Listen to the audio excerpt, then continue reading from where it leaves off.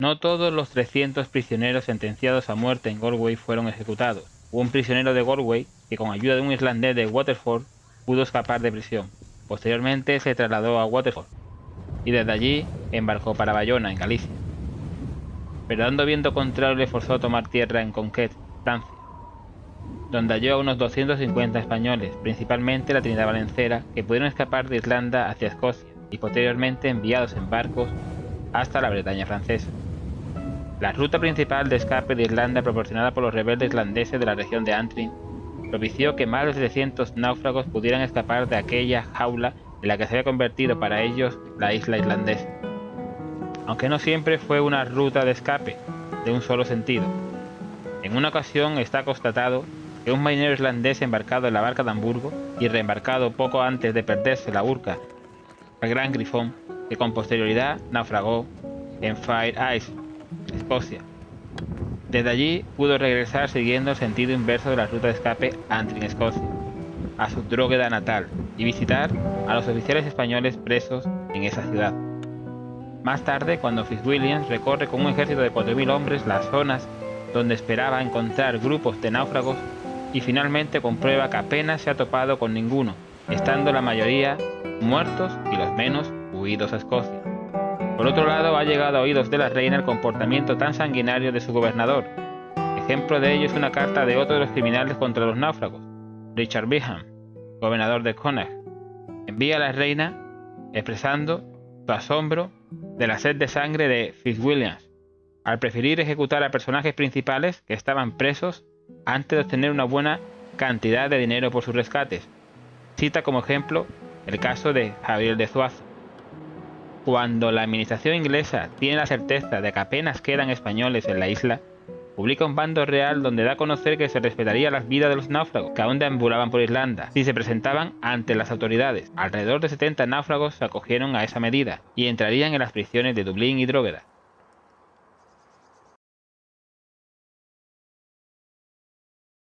Los primeros náufragos llegados a Escocia provenían principalmente de la Trinidad Valencera y unos pocos del Girona. Llegaron a Edimburgo, fueron bien acogidos por el rey Jacobo, que los distribuyó entre los navíos mercantes escoceses y pudieron pasar a la Bretaña francesa. Algunos barcos tuvieron que hacer escala en Inglaterra. Allí las autoridades inglesas intentaron prender a los pocos españoles que se encontraban, que fueron defendidos por los patrones escoceses, aduciendo que estaban bajo la protección de su rey.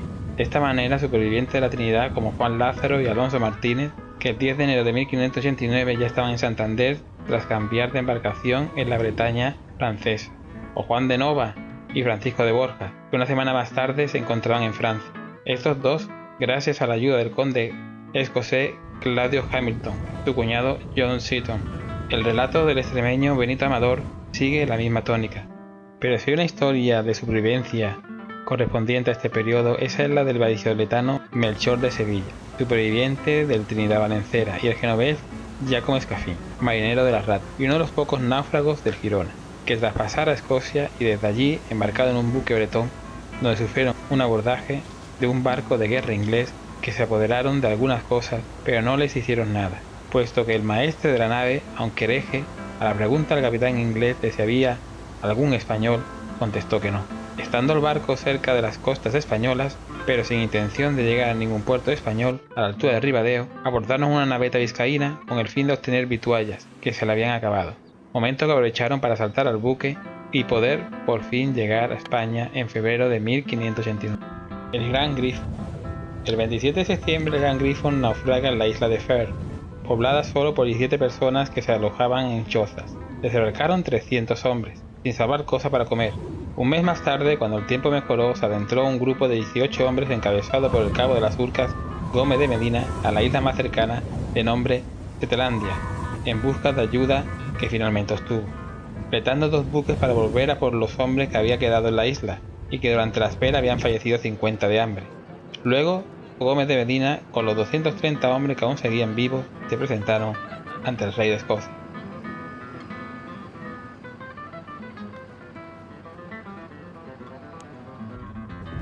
Se encontraba el 23 de septiembre aproximadamente de la isla de Mull, híbridas escocesas, y poco después fondeaba en la bahía de Tobermory para hacer aguada y alimentos con la colaboración de Auckland Maslin O'Dwyer, jefe del clan local. Esto tuvo la colaboración de una compañía de soldados españoles en su lucha interna entre clanes vecinos. El 5 de noviembre tiene lugar la voladura del barco. Hay muchas versiones de lo ocurrido, desde el accidente de un tonelero que estaba aderezando los barriles de pólvora, vino a prender fuego la dicha pólvora y como consecuencia de ello quemarse la nao. Otra versión es la disputa de un capitán con un artillero que le había robado y que por enojo de este último metió fuego al barco, aunque la más probable fuera el sabotaje de un espía inglés al servicio de Walsingham, que haciéndose pasar por comerciante y tras ganarse la confianza de la tripulación, en una de sus incursiones en el interior del barco, realizó la operación de sabotaje. Fallecieron muchos hombres. El barco quemado fue imposible repararlo. Finalmente, el resto de la tripulación mayoritariamente se desplazó hacia Leith, Edimburgo. Aquí, Tobermory, visitamos un pequeño e interesante museo, donde podemos ver varios objetos encontrados pertenecientes a la nave San Juan de Sicilia.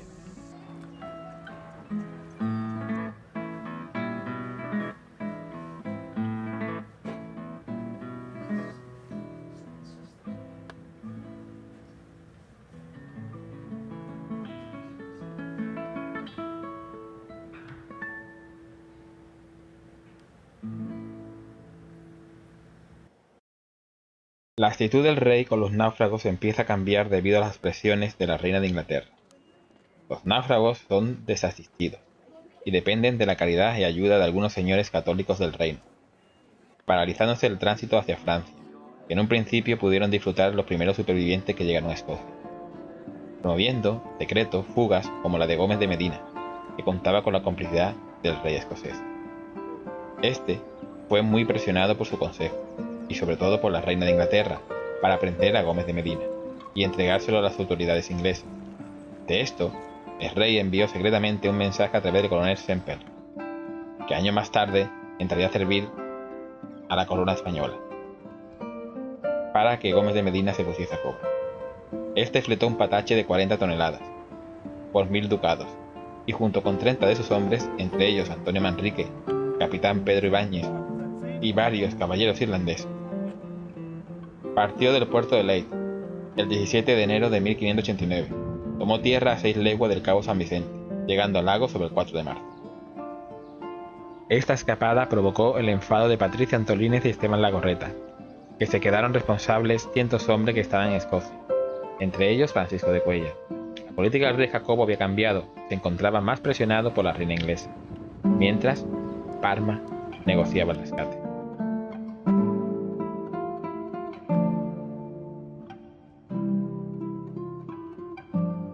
Nuestra Señora del Rosario. Una vez rendido y capturado en el canal por los ingleses, tras la avería del buque y el desamparo de la Armada de Medina Sidonia, el barco es conducido hacia Torbay. En un principio se distribuyen los cautivos de la siguiente manera: 5 prisioneros se encuentran en Echor, 166 se quedaron a bordo de la nao y 226 fueron trasladados a Blakewell, donde serían interrogados. 40 de mejor linaje fueron alojados en diversas casas de Londres. Posteriormente, los prisioneros a bordo de la nao y ubicados en Blakewell fueron agrupados y alojados en Torre Abbey, donde estuvieron todos mientras el barco se reparaba.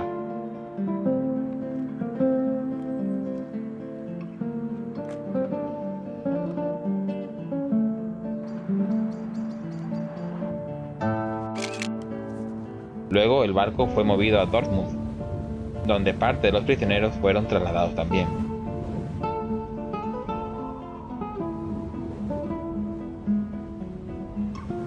El 1 de agosto de 1588, este barco sufrió una explosión cuando navegaba con el grueso de la Armada por el Canal de la Mancha, que acabó con la vida de 200 hombres, con más de 50 heridos graves.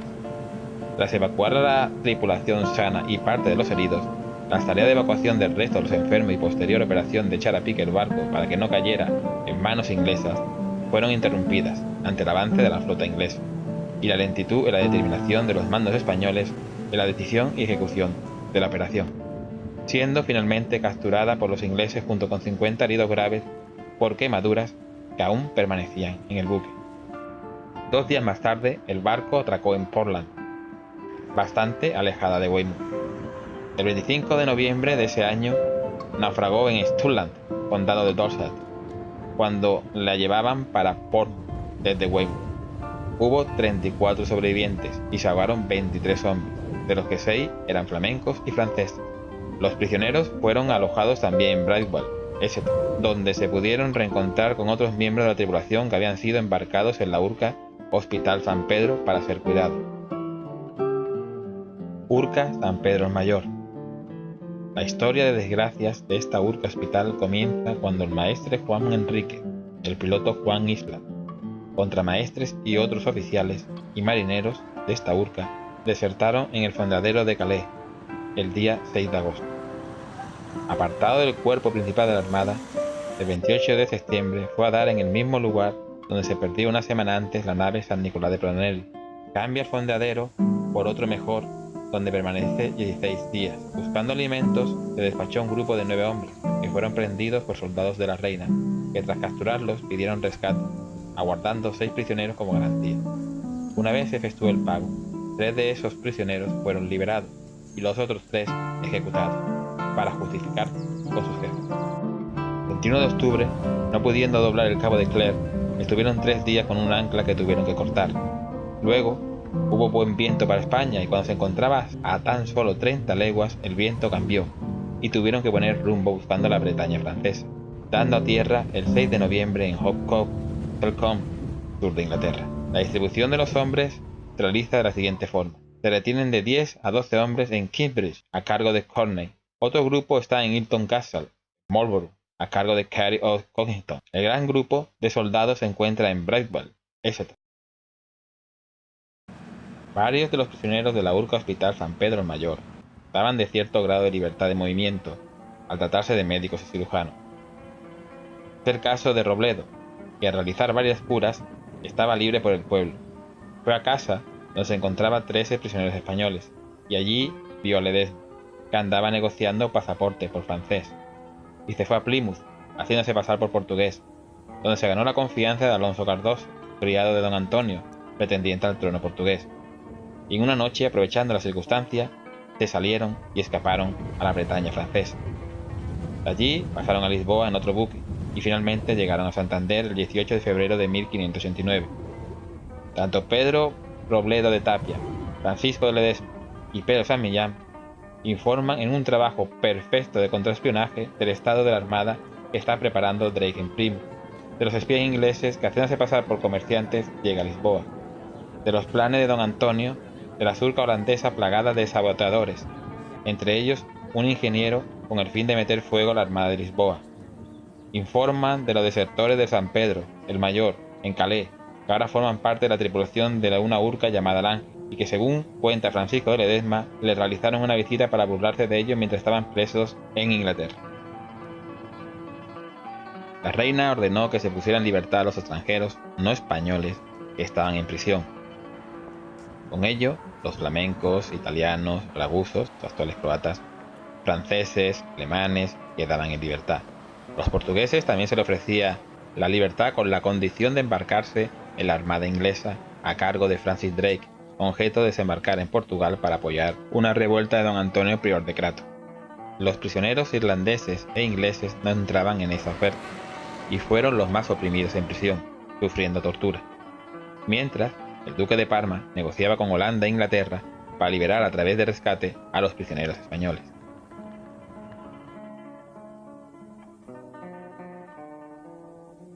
La galeaza San Lorenzo, que embarrancó en la playa de Calais y padeció el posterior ataque y saqueo de los ingleses, que tuvieron que retirarse tras la respuesta de artillería de la guarnición francesa de Calais, la tripulación superviviente, a principios de 1589, casi todos ya se encontraban de vuelta en España, salvo algunos que embarcarían en la Zúñiga. Santa Ana. El día 26 de julio, navegando hacia el canal, cuando estaba a unas 10 millas de la isla de Quesant, la nao acudió por orden de Recalde a reparar un mástil del Patache Santisteban de la Escuadra de Vizcaya, trabajos que tardó medio día. Se levantó una gran niebla, perdiendo de vista el fanal de la capitana. El almirante Juan Martínez Zurbarán decidió poner rumbo hacia la bahía de San Miguel. No recibió información ninguna y al final terminó en el Havre, donde el duque de Montpensier, gobernador de la plaza, envió inmediatamente aviso a los ingleses para que lo apresaran. Permaneció allí sin participar en la jornada. El 11 de septiembre tuvo lugar un ataque inglés, donde hirieron al maestre de campo Nicolás de Isla. Pedro de Gueldo, el contador, desembarcó la artillería y municiones e hizo llevar la nao a sitio seguro. En la acción mueren 5 hombres, falleciendo un día más tarde Nicolás de Isla. Juan Pérez de Mutío narra que en la refriega mueren 50 ingleses. Nicolás de Isla desobedeció la orden de Parma de ir a Brest y a España, y en la espera fue atacado por los ingleses. Al anochecer del 17, un nuevo temporal provocó que la nao diese contra la costa, donde quedó destrozada 2 días más tarde. Pérez de Mutio vendió en el Gabre varias piezas de artillería de su propiedad y con el dinero compró 2 pataches, por lo que llegó a España, arribando a Gijón en enero de 1589. En el regreso a España siguió los movimientos del galeón San Martín, hasta destacarse en circunstancias imprecisas. Arribó al puerto de Morbihan, la Bretaña francesa, el 20 de septiembre, con muy mal tiempo. Se perdió de las 11:12 del 20 de octubre. Sus restos fueron saqueados por los franceses a finales de noviembre de 1588. Los tripulantes fletaron un navío de 70 toneladas para trasladar a España la infantería, artillería y efectos navales. El 27 de diciembre salió de Morbihan y llegó a La Coruña el 31 de diciembre, con 90 soldados de la compañía de Juan de Marolín Solís y Diego de Casao. La Zúñiga. El 23 de septiembre dejó el fondadero en Líscano. El 2 de octubre llegó mal parado al Gabre por varios temporales. Intentó varias salidas, 19 de febrero, el 2 de marzo y el 15 de abril, todas del año 1589. Incluso volviendo a intentarlo 11 días después. Ya por fin zarpa definitivamente el 3 de agosto de 1589, llegando a Santander el 30 de agosto. Y finalmente el 3 de septiembre en La Coruña, transportando a 80 soldados. También había marineros de la galeaza San Lorenzo. El embajador español en París, Bernardino de Mendoza, escribe acerca de esta galeaza.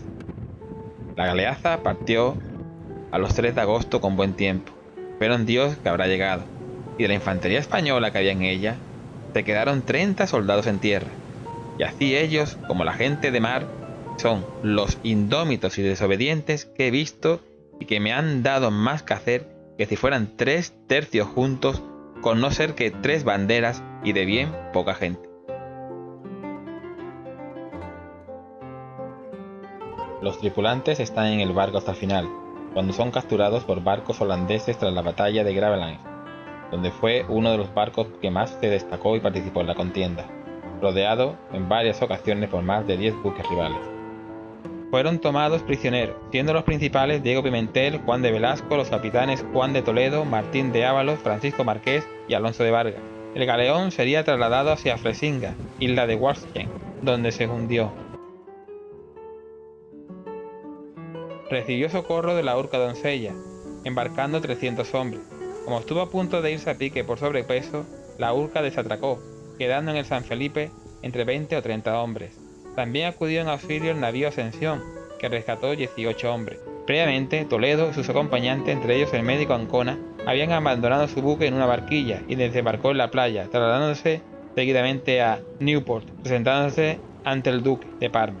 Justin van Nassau se apoderó finalmente del San Felipe y lo llevó hacia Fresinga, pero se hundió a la altura de Rammikens debido a su mal estado.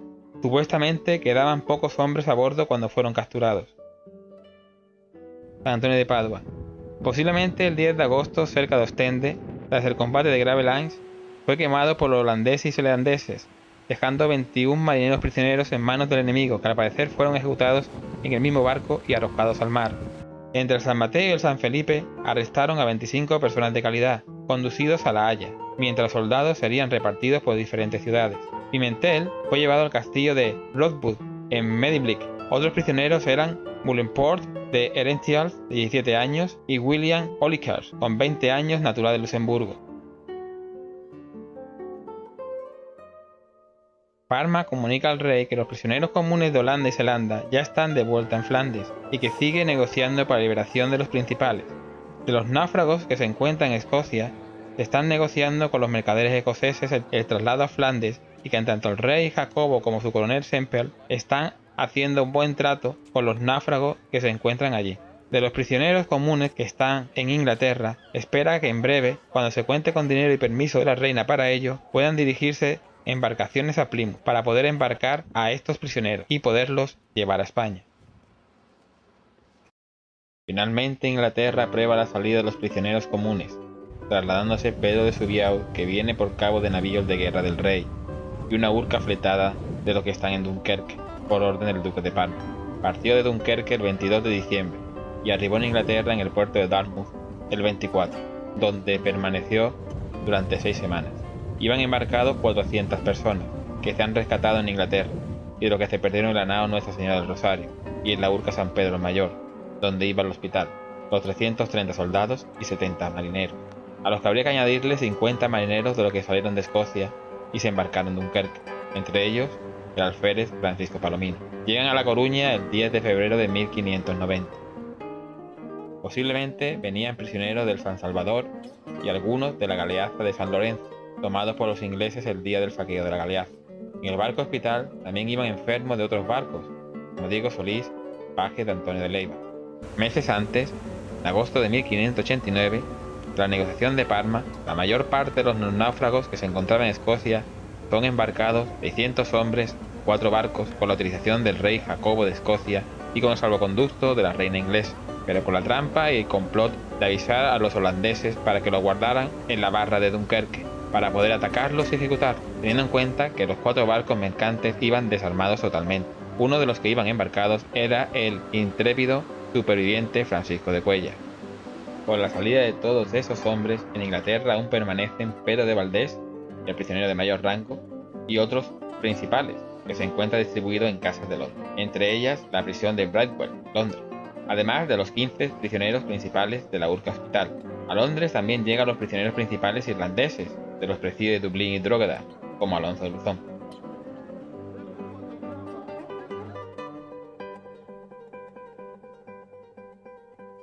En ese tiempo hubo goteos de supervivientes que regresan a España y que, con objeto de solicitar sus pagas y ayudas, escriben sus increíbles relatos. Es el caso de Juan de Soranguren, de San Juan de Sicilia. Natural de la villa de Hernani, iba embarcado la nave María Juan, la única nave hundida por los ingleses en batalla. Peleando con los enemigos se perdió la nave a la nao San Juan de Sicilia. El 5 de noviembre saltó por los aires y llegó a nado a tierra. Al cabo de 6 meses que estuvo en Escocia, tuvo pasaje por orden de un caballero católico para Noruega, a una isla llamada Ostend, y desde allí ha venido por tierra por todo Noruega y reinos de Dinamarca, Alemania, estados de Milán y Génova hasta llegar a España. El caso de Diego López. Soldado de la compañía de Rodrigo Ortiz de Zárate, embarcado en la nave La Labia, náufrago de la playa Strydag, como Francisco de Cuéllar, atravesó toda Irlanda sin que le hicieran ningún daño ni perjuicios, y pasó a Escocia, donde estuvo 10 meses en casa del conde Hamilton, que lo hizo pasar a Francia en una nave que allí iba.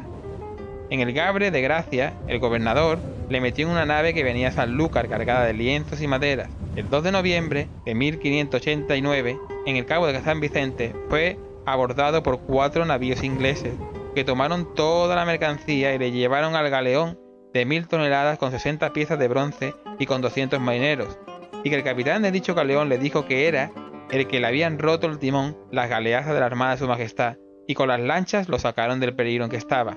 Este galeón era el capitán de unas 60 naves que la acompañaban. Finalmente metieron a todos en el barcón, que dio a parar milagrosamente a Tavila, en el Algarve portugués, estando este barco muy mal parado por los cañonazos y sin haberles dado herramientas para repararlos y alimento.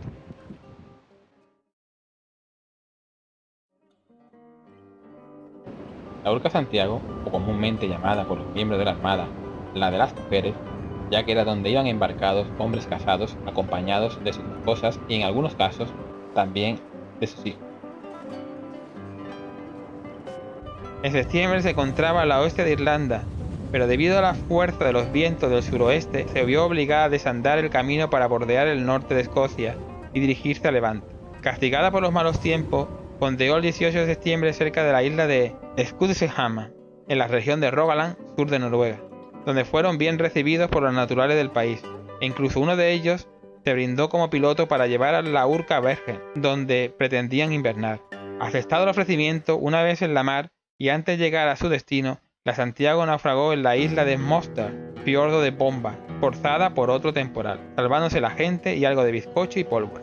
La dotación de la Urca se dirigió a Bergen, donde fueron bien acogidos por los súbditos del rey de Dinamarca y Noruega. Un grupo de 100 personas de la Santiago, entre hombres, mujeres y muchachos, encabezado por el piloto Nicolás Juan Ryan, fletaron un navío nombrado el Caballero de la Mar, Maestre Martín Pedro, con intención de llegar a Flandes vía Hamburgo. Partió de Bergen el 15 de diciembre de 1588, pero un gran temporal le obligó a navegar por el norte de Escocia hacia las Islas Feroe, pasando tan cerca de estas que pudieron divisar a la Urca Gran Griffon de Gómez de Medina y la tripulación deambulando por los alrededores. Ryan y sus compañeros llegaron a Lisboa el 10 de enero de 1589. El otro grupo, embarcado en el segundo buque, corrió peor suerte y se perdió en Halmstad, Dinamarca. Sobrevivieron todos y tuvieron que seguir diferentes caminos para regresar a España. Alonso de Olmos lo narra de la siguiente manera. Luego se fletó otro barco, que se rompió el árbol mayor, por una gran tormenta, arribando a la ciudad de Halmstad, donde se perdió la nave.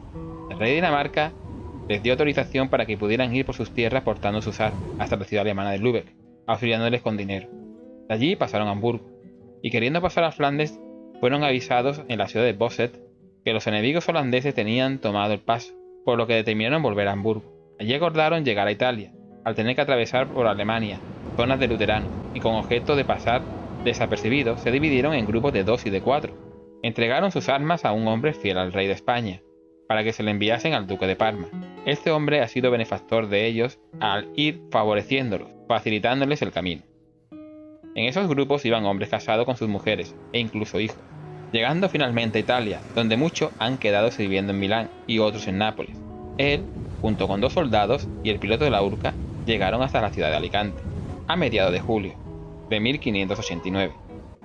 A la corte llegan más relatos, como el de Juan de Cañizares, cabo de escuadra de la compañía de Arias de Silva, del tercio de Nápoles. Lo hizo por tierra atravesando Alemania, Flandes e Italia, o los testimonios de Diego de la Nava, Miguel de Rus y Bartolomé Sánchez, mozos de las mulas que llevaba la Urca. Desde Dinamarca vinieron por mar y tierra hasta España los 32 soldados casados con sus mujeres y varias personas más.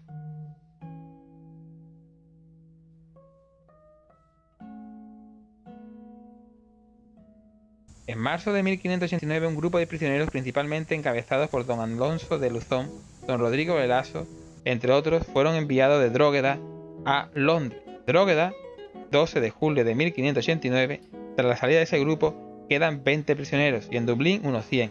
Parece ser que en breve van a ser enviados todos a Londres. De los 100 prisioneros que aún quedaban en Irlanda, que van a ser enviados a Inglaterra, 30 de ellos embarcados en la pinasa Swallow, se rebelan tomando el poder del barco durante el trayecto de Dublín a Chester, poniendo rumbo a Santander. Duque de Parma escribe a Felipe II, el 23 de diciembre de 1489, comunicándole la liberación de prisioneros principales en número de 20 pertenecientes al Rosario y a los venidos de los presidios de Irlanda, entre ellos el capitán Jerónimo de Aybar. Embarcan, creemos, en los barcos de Pedro de Subiao, que llegaron en febrero de 1590 a La Coruña.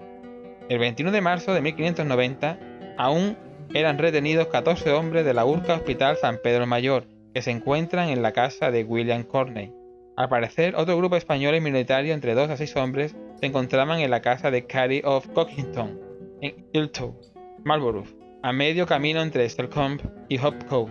15 de septiembre de ese año, William Corney envía a uno de los prisioneros, Antonio Rodríguez, natural de Lucena, a Nantes, para negociar el rescate de los españoles, por el cual Corney había pedido 20.000 ducados, una cantidad totalmente desproporcionada. Tras negociaciones fue liberado junto a Rodrigo de Lasso y Diego Pimentel por el intercambio del señor Telingi. En marzo de 1592 se despacha a uno de los prisioneros, Gonzalo González del Castillo, con objeto de negociar la liberación de los pocos españoles que aún quedaban en la región Chibon, al sur de Inglaterra. A partir de 1592, y gracias a prisioneros ingleses que tenían retenido Pedro de Subiau en la Bretaña, entre ellos el capitán Latham, pudieron intercambiarse por el capitán Diego de Ayer y muchos de sus hombres. Por fin, el día 9 de marzo de 1593, Pedro de Valdés escribe al rey comunicándole el encontrarse libremente en Bruselas. Días después, 13 de marzo, el prisionero de mayor rango en Inglaterra escribió desde Bruselas a Lord Burghley, secretario de la reina, agradeciéndole a este su liberación. Pedro de Valdés había permanecido casi todo el tiempo retenido a cargo del primo de Francis Drake, Richard Drake, en su casa situada en Esher, Surrey, a 16 millas de Londres. En ese tiempo se ocupó de las negociaciones de rescate de los prisioneros. Colaboró junto con Vasco de Silva en la realización por parte de Richard Percival del primer diccionario español-inglés. En agosto de 1591 fue acusado de intento de escape y fue encerrado en la Torre de Londres. Tras la intercepción de Drake volvió a la residencia de su primo Richard. Las discusiones en Exeter fueron llevadas por la mediación de Richard Percival, que hacía de intérprete. La reina se oponía hasta que no hubiese paz de no soltar a Pedro de Valdés, su mejor carta. En cambio, Richard Drake argumentaba que estaba muy enfermo y podía morir, y con ello la posibilidad de un rescate o poder intercambiarlo por alguien. Finalmente, el 26 de noviembre de 1592, el Consejo de la Reina aprobó el intercambio entre Mr. Windsor y Pedro de Valdés. No fue hasta febrero del año siguiente cuando fue liberado. Se le ofreció un banquete por el alcalde de Londres. Le acompañó en su viaje a Bruselas John Standish, que entró a formar parte de su servicio. Fue escoltado hasta que Pedro de Valdés embarcó en uno de los buques de la reina por Robert Drake, sobrino de Richard Drake, y John Bodenham, hombre de confianza y al servicio de Francis Drake. Junto a Pedro de Valdés partían hacia la libertad Alonso de Zayas y Vasco de Medina. Ya en Bruselas, y una semana después de escribir a la corte inglesa para agradecer el trato recibido de la liberación, escribe de nuevo a Felipe II relatándole el deseo de paz por parte inglesa y los planes de este. Felipe II le contesta en una fría carta un mes después de Aranjuez solicitándole explicaciones sobre el dinero confiado en su nave. Pero no sería Pedro de Valdés el último prisionero liberado. No fue hasta marzo de 1597, 8 años y medio después de su captura, cuando López Ruiz de la Peña, de San Pedro el Mayor, que permanecía en casa de Cary of Cockington, que llegaría años después a ser Lord Deputy de Irlanda, no fuera puesto en libertad, por la alegría de su mujer María Ortega de Medina, natural de Mérida, que durante todo ese tiempo aguardaba noticias de su marido.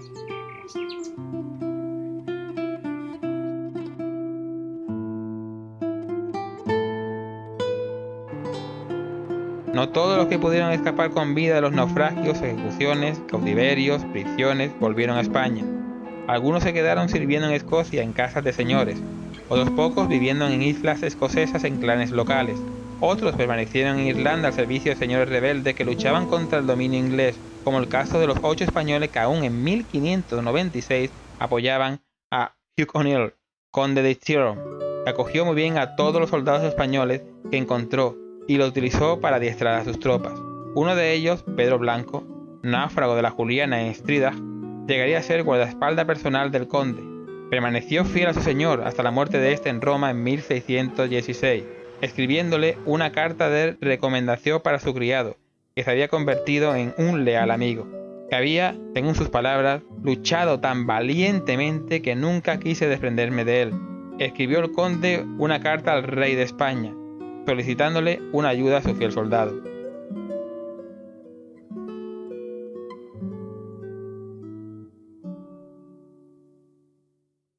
Con el transcurrir de los años se dogmatizaría el éxito de la propaganda vencedora anglosajona, sobre todo en estos 2 últimos siglos, coincidiendo como es lógico con la decadencia del Imperio español y el aumento del poderío inglés, llegando al punto de ser conocido este episodio histórico en España con el nombre de la Armada Invencible.